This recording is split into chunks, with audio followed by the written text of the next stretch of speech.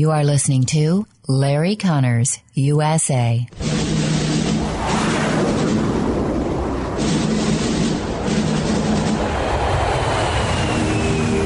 You want answers? I think I'm entitled. You want answers? I want the truth! You can't handle the truth. This is Larry Conners USA. Larry Conners USA.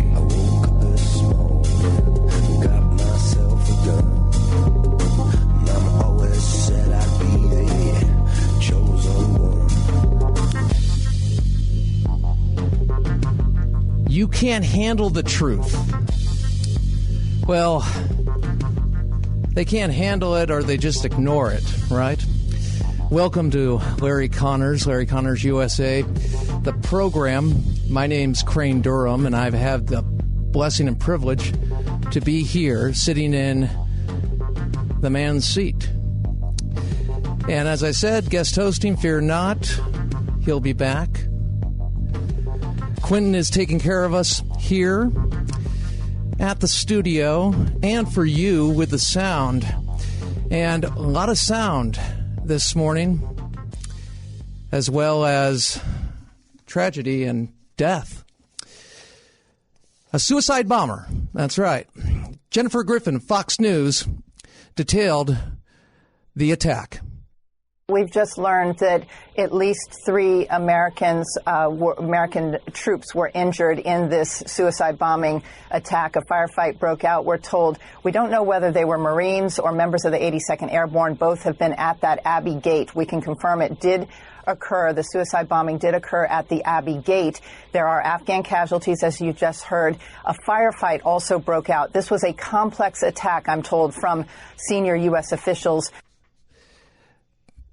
Griffin detailed the suicide bomber attack, calling it complex, as you just heard, and then gave us a little more of an update on the state of our forces and those wishing to leave.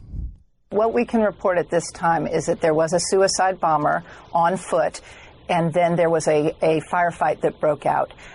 It is clear that this was an attack that was, we had the warnings. There were intelligence warnings.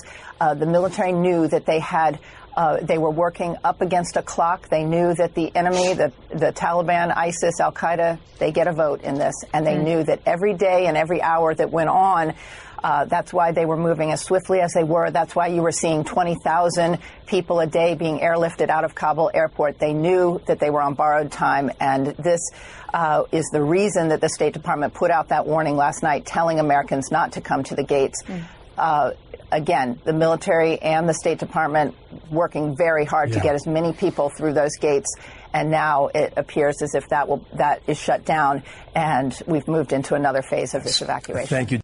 And it is absolutely awful in the way of another phase in this evacuation being attacked. The questions arise, do we send in more troops? Do we have to retake the base? That's the question. And it's troubling to us for so many reasons. But, okay, so they're out of the airport in Kabul, and they lost their main base, their airport in Kandahar. So why on earth, why did that happen?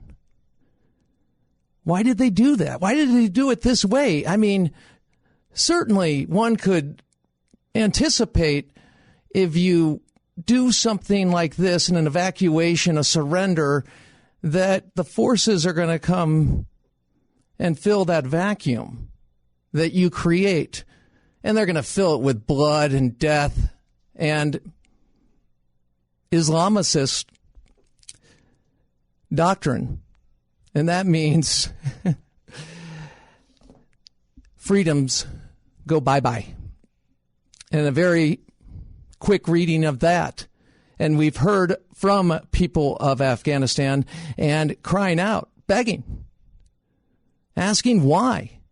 We even have our own soldiers and former soldiers and members of Congress joining in, asking questions, what is happening here, and trying to assist those that helped us, as well as Americans who are there, obviously helping us, to get them back safe.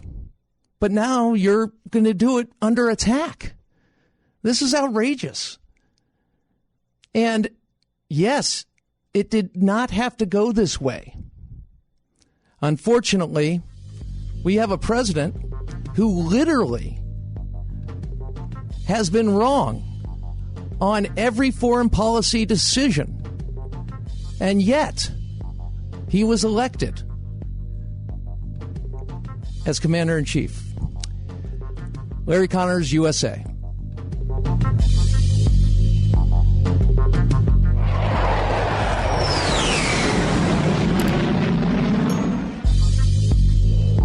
You can hear podcasts of this program at Larry Conners USA Facebook. Larry Conners USA Facebook.